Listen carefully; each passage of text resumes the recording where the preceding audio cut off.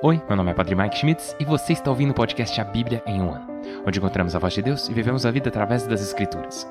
O podcast original, The Bible in a Year, foi produzido pela Ascension e essa é a versão brasileira, traduzida pelo Heitor e dublada pelo Leandro. Usando a linha do tempo da Bíblia Grande Aventura, vamos ler de Gênesis até Apocalipse, descobrindo como se desenrola a história da salvação e como nos encaixamos nessa história hoje. Hoje é o dia 140. Uau! Que legal, incrível. Vamos ler 2 Samuel, capítulo 22, 1 Crônicas, capítulo 27 e também rezar o Salmo 41. Como sempre, a Bíblia que eu uso todos os dias é a Bíblia da Grande Aventura da Ascension em inglês. Você pode acompanhar usando qualquer Bíblia que você preferir, porém recomendamos a Bíblia do Peregrino. Se você estiver interessado em acompanhar quais vão ser os próximos capítulos ou marcar o quanto você já leu, você pode baixar o nosso plano de leitura de graça no link na descrição do vídeo. E você pode se inscrever no canal, porque aí, feito isso, você vai estar livre para continuar nos acompanhando aqui no dia 140, com 2 Samuel capítulo 22, 1 Crônicas capítulo 27 e com o Salmo 41. Estamos chegando ao fim desses livros. Na verdade, acho que só vamos ler eles por mais 2 dias depois de hoje. Aí vamos terminar 2 Samuel e 1 Crônicas e começar 1 Reis e 2 Crônicas. E vai ser bem divertido. Então aqui estamos no final de 2 Samuel e 1 Crônicas. Uau! Vamos começar. 2 Samuel, capítulo 22. Salmo de Davi. Quando o Senhor o livrou de seus inimigos e de Saul, Davi entoou esse canto. Senhor, minha rocha, minha fortaleza, meu libertador.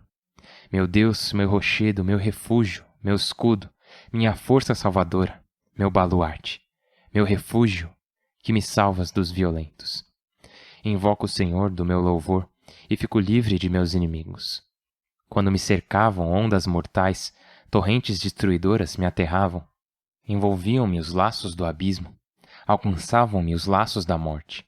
No perigo invoquei o Senhor, invoquei o meu Deus. Do seu templo ele escutou minha voz, meu grito chegou aos seus ouvidos. Tremeu e vacilou a terra, vacilaram os alicerces do céu, sacudidos por sua cólera. Do seu nariz erguia-se fumaça, de sua boca fogo devorador, que lançava carvões acesos. Inclinou o céu e desceu, com nuvens debaixo dos pés. Voava montado num querubim, planava sobre as asas do vento, envolto num toldo de escuridão, denso aguaceiro e nuvens espessas. Ao fulgor de sua presença acendiam-se centelhas. O Senhor trovejava do céu, o soberano fazia ouvir sua voz. Disparando suas flechas, os dispersava, seu relâmpago os enlouquecia. Apareceu o fundo do mar, e viam-se os alicerces do orbe. Ao bramido do Senhor, com seu nariz bufando de cólera.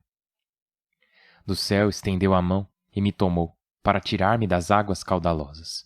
Livrou-me de um inimigo poderoso, de adversários mais fortes que eu. Enfrentavam-me no dia da desgraça, mas o Senhor foi meu apoio. Levou-me a um lugar espaçoso, livrou-me porque me amava. O Senhor pagou-me pela retidão, retribuiu a pureza de minhas mãos, porque segui os caminhos do Senhor e não me revoltei contra meu Deus, porque tive presente seus mandatos e não me afastei de seus preceitos. Estive inteiramente do seu lado, guardando-me de toda a culpa. O Senhor retribuiu minha retidão, minha pureza em sua presença. Com o leal, tu és leal. Com o íntegro, tu és íntegro. Com o sincero, tu és sincero. Com o malicioso, tu és sagaz. Tu salvas o povo afligido. Teu olhar humilha os soberbos. Senhor, tu és minha lâmpada. Senhor, tu iluminas minhas trevas. Confiado em ti, entrego-me à luta. Confiado em meu Deus, assalto a muralha. O Senhor, de conduta perfeita, o Senhor de promessa purificada, é escudo para os que a ele acorrem. Quem é Deus além do Senhor? Que rocha há além de nosso Deus? Deus é meu forte refúgio. Ele me mostra um caminho perfeito. Ele me dá pés de cervo e me põe nas alturas. Ele adestra minhas mãos para a guerra e meus braços para esticar a besta. Tu me emprestaste o escudo de tuas vitórias, multiplicaste teus cuidados comigo. Alargaste o caminho diante de meus passos, e meus tornozelos não fraquejaram. Perseguirei o inimigo até destruí-lo, e não voltarei sem tê-lo aniquilado. Eu os destruirei, os derrotarei, e não poderão refazer-se. Caíram sob meus pés. Tu me cingiste de coragem para a guerra, dobraste os que me resistiram. Fizeste meus inimigos voltar as costas, reduzi ao silêncio meus adversários. Pediam auxílio e ninguém os salvava. Gritavam ao Senhor e não lhes respondia. Eu os reduzi a pó da terra. Eu os esfarelei como barro da rua. Livraste-me das contendas do meu povo. Reservaste-me para a cabeça de nações. Um povo estranho foi meu vassalo. Os estrangeiros me adulavam, me escutavam e me obedeciam. Os estrangeiros fraquejavam e saíam tremendo de seus baluartes. Viva o Senhor!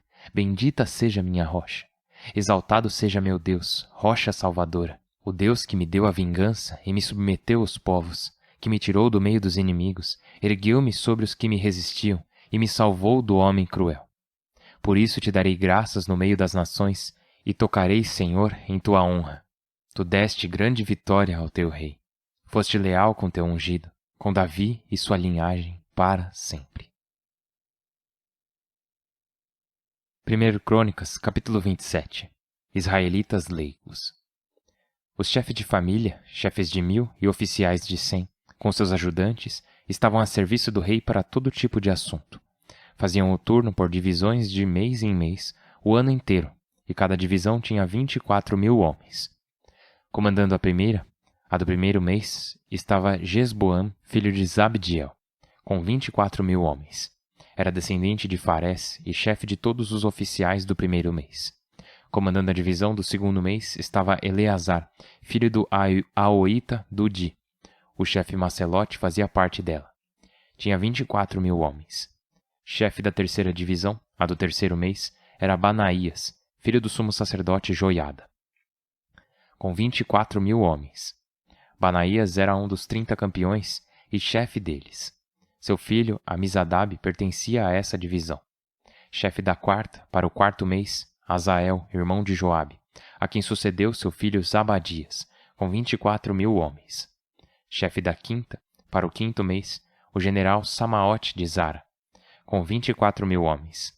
Chefe da sexta, para o sexto mês, Ira, filho de Assés de Tecoa, com 24.000 homens. Chefe da sétima, para o sétimo mês, o Felonita Elis, da tribo de Efraim, com 24.000 homens. Chefe da oitava, para o oitavo mês, Sobocai de Uza, Zaraíta, com 24.000 homens. Chefe da nona, para o nono mês, Abiezer de Anatote, benjaminita, com 24.000 homens. Chefe da décima, para o décimo mês, Marai de Netofa, Zaraíta, com 24.000 homens. Chefe da 11ª, para o 11º mês, Banaías de Faratom, Efraimita, com 24.000 homens. Chefe da 12ª, para o 12º mês, Oldai de Netofa, descendente de Otoniel, com 24.000 homens. Chefes das tribos de Israel. De Ruben, Eliezer, filho de Zecri. De Simeão, Safatias, filho de Maaca. De Levi, Asabias, filho de Camuel. De Aarão, Sadoc. De Judá, Eliabe, irmão de Davi. De Issacar, Amri, filho de Miguel. De Zabulon, Gesmaías, filho de Abdias. De Neftali, Jerimote, filho de Osriel. De Efraim, Oséias, filho de Osazias. Da meia tribo de Manassés, Joel, filho de Fadaías.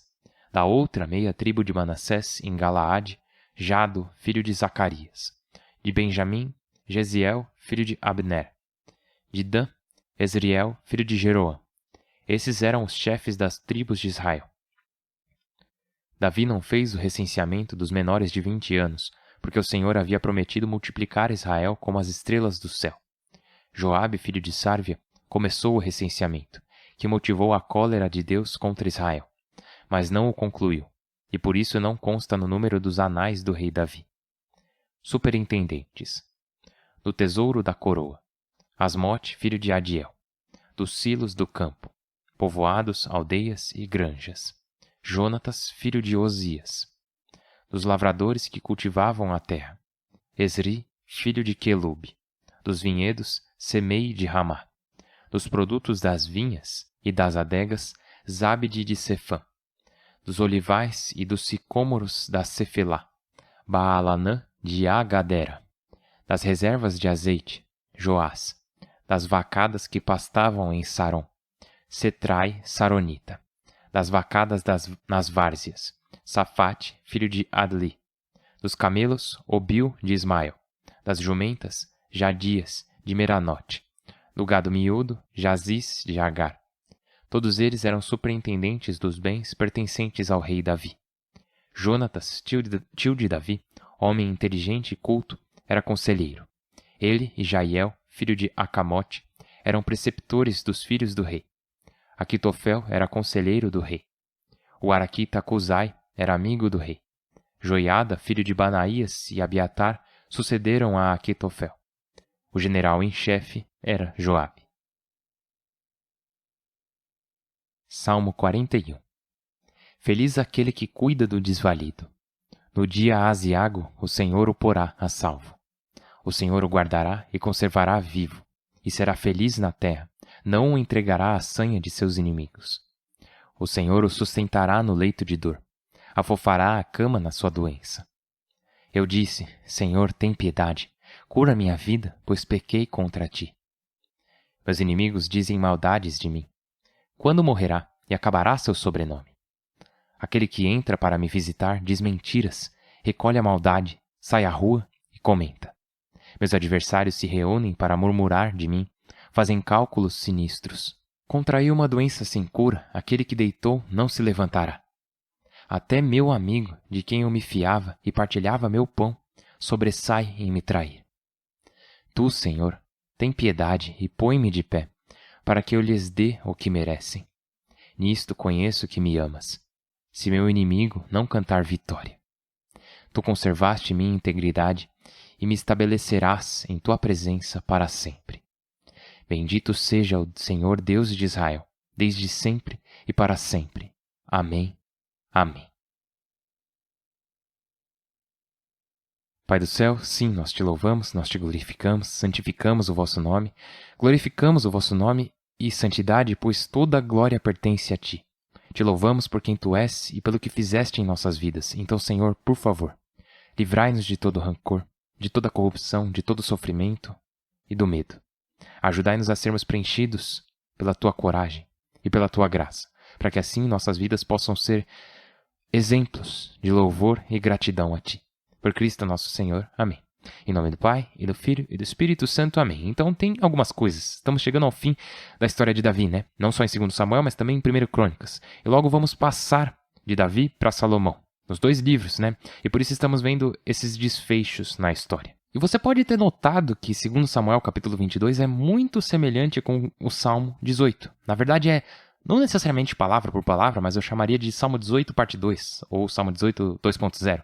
E isso é incrível por alguns motivos. Bom, por vários motivos. É a palavra de Deus, né? Isso já é motivo suficiente, mas assim, o Salmo 18 é um salmo escrito por Davi após Deus o livrar de seus inimigos e de Saul. Então foi escrito relativamente cedo na carreira de Davi, né? No início de seu reinado. E nesse Salmo 18, ele dá glória ao Senhor por ter livrado ele de seus inimigos. E no capítulo 22 de 2 Samuel, temos... De novo, é um salmo muito similar, é bem parecido, e isso não é uma coisa ruim. Na verdade, é uma coisa muito boa, porque nos mostra que, mesmo no fim de sua vida, Davi louva o Senhor, assim como o louvava em sua juventude. E acredito que muitos de nós temos essa tentação de... Tipo, quando Davi escreveu o Salmo 18, ele fala sobre perseguição, sofrimento, batalha, reerguimento e uma nova etapa. Ele falava sobre o começo de uma nova etapa em sua vida. Tipo, sim, todas as pessoas que estavam contra mim, incluindo Saul, foram derrotadas. E agora eu vou começar essa nova etapa, vou começar meu reinado. E é uma coisa, você glorificar e louvar o Senhor pela derrota de seus inimigos e pelo início de uma nova fase na vida. Agora, você louvar e glorificar a Deus no fim de sua vida é uma coisa totalmente diferente. Porque não vai ter uma nova etapa. Não vai ter um próximo capítulo para Davi. Esse é o último capítulo da vida de Davi na Terra. Em 2 Samuel ainda vai ter mais 2 capítulos, mas esse é o último capítulo de Davi na Terra. Ele podia olhar para trás e dizer, agora é o fim. Eu estou doente, eu estou envelhecendo, e o Senhor me abandonou porque eu vou morrer. Esse tipo de coisa, sabe? Mas o que ele diz? Ele diz, não. O Senhor foi meu apoio. Levou-me a um lugar espaçoso. Livrou-me porque me amava. E cara, pensa... O Davi está ali no fim da vida dele, depois de tudo o que ele passou, deixando seu legado como rei, né? Unindo o povo de Israel e tudo que ele conquistou. Mas não só isso, mas também todos os erros que ele cometeu. Na verdade, não todos, porque ainda vamos ver ele cometer mais alguns antes dele partir, mas Davi olha para trás e vê tudo que ele fez na vida. e ele consegue sorrir. Pensa, isso é incrível. E não só isso é muito importante para nós, porque muitas vezes olhamos para trás e vemos vitórias, podemos olhar para o futuro e ver a próxima página, o próximo capítulo de nossas vidas, mas chega um certo momento em que temos que olhar para trás e dizer, eu não vejo apenas as partes que eu venci, mas eu vejo também os momentos em que eu falhei. Tipo, ali eu fiz uma besteira enorme, ali foi onde eu disse não ao Senhor, ali foi onde ele teve que me redimir novamente por conta da corrupção em meu coração. E Davi sabe disso. Ele reconhece completamente as coisas erradas que ele fez. E tem esse versículo em 2 Samuel capítulo 22 que diz, multiplicaste teus cuidados comigo. E em outras traduções aparece como a tua ajuda me fez forte. Nossa, tão incrível. E só uma curiosidade, a palavra em hebraico que é traduzida como ajuda pode ser traduzida também como gentileza. Então, outra forma de ler seria sua gentileza me fez forte. Então aqui temos Davi dizendo ao Senhor, Davi que de novo reconhece suas próprias falhas e fraquezas, sabe dos erros que ele cometeu no passado, mas ele está indo ao Senhor e dizendo, sua gentileza me fez forte, sua bondade me fortaleceu, sua ajuda me fez forte, sua graça me fortaleceu. E de novo, vamos falar mais uma vez, Davi sabe o que fez no passado, sabe os erros que cometeu. E não só ele sabe, porque, não sei se você pensou nisso, os pecados de Davi não precisavam ter sido registrados aqui no livro de 2 Samuel. Poderíamos muito bem ter ficado sem saber deles, mas eles foram escritos lá. Eles foram registrados, a informação foi passada. Então os pecados eram conhecidos. Ou seja, o povo de Israel sabia dos pecados de Davi. Então imagina isso, não só ele conhece seus erros, como todo o povo conhece os erros dele. E ele vem e diz, a graça do Senhor veio me ajudar. Sua ajuda me fez forte, sua gentileza me fez forte. Então ele olha para trás na vida e consegue reconhecer seus acertos tanto quanto seus erros. E mesmo sendo o último capítulo da vida dele, ele não fica ressentido. Ele não deixa esse sentimento de amargura tomar conta dele. Esse é um dos grandes desafios que temos em nossas vidas, o de olhar para trás e reconhecer tudo o que aconteceu, o que foi bom e o que foi ruim, as boas e as más decisões, reconhecer, esse foi o mal que eu causei, foi ali que eu precisei da graça de Deus, foram essas batalhas que o Senhor venceu por mim. E passar por tudo isso, passar por uma vida inteira e não se deixar dominar pelo ressentimento, nossa cara, isso é um grande desafio. Passar por uma vida inteira sem ficar amargurado é realmente um desafio. Chegar até o final sabendo, esse é o último capítulo da minha vida, poder olhar para trás e ver tudo o que aconteceu e ainda dar glória a Deus. É isso que Davi está fazendo aqui. Amanhã vamos ver eu não quero dizer até mais, mas amanhã vamos ver como Davi não só glorifica a Deus pelo que ele fez, como também agradece as pessoas ao seu redor pelo que elas fizeram por ele e por Israel. E de novo, chegar ao fim da vida, ou ao fim do dia, da semana, ou capítulo da sua vida e escolher a gratidão, escolher o louvor. Porque muitos de nós, depois de batalhas, podemos escolher a amargura, o ressentimento. Muitos de nós, depois de dificuldades, depois de provações, escolhemos nos corromper com esses sentimentos. Passar pela vida e não se corromper por ela é um milagre. Passar por esse mundo e não ser corrompido por ele é um milagre. E o Davi está aqui no fim de sua vida, depois de todas as batalhas, todas as dificuldades, todos os problemas, todas as falhas dele e das pessoas ao seu redor. E ele não se deixou dominar por essas coisas. Isso é um milagre, é incrível. E temos que rezar para ser assim também. Para podermos reconhecer o bem e o mal em nosso passado e reconhecer o bem e o mal em nossos corações, para que possamos chegar ao fim desse dia, dessa semana, e sermos honestos e não deixarmos as partes ruins nos consumirem. E só conseguimos isso através do Senhor. É uma graça que só Ele pode nos dar. E então, como não conseguimos sozinhos, e você já sabe o que eu vou falar, né? Como não conseguimos sozinhos, nós precisamos de orações, precisamos da graça, então precisamos rezar uns pelos outros. E é isso que fazemos cada santo dia. Você não está sozinho aqui. Isso aqui não é uma jornada individual pela Bíblia em 365 dias, é a nossa jornada pela Bíblia em 365 dias. Porque já é o dia 140 e você tem toda uma comunidade de pessoas à sua volta. Saiba disso. Tem uma comunidade de pessoas que você provavelmente nem conhece, talvez até conheça alguns se você compartilhou o podcast com eles, mas essas pessoas estão rezando por você, estão rezando para que você possa olhar para trás na sua vida e reconhecer o bom e o ruim, e louvar a Deus e agradecer a Deus, para que você possa passar pelas trevas sem se corromper por elas, para que você possa reconhecer a maldade em seu próprio coração e nos corações das pessoas ao seu redor, e ainda assim não deixar o ressentimento te dominar, porque isso é um milagre. Por isso, rezamos para que esse milagre tome forma em cada um dos nossos corações, em cada uma de nossas vidas. Eu estou rezando por você, por favor, rezem por mim e uns pelos outros. Meu nome é Padre Mike e eu não posso esperar para te ver amanhã. Deus abençoe.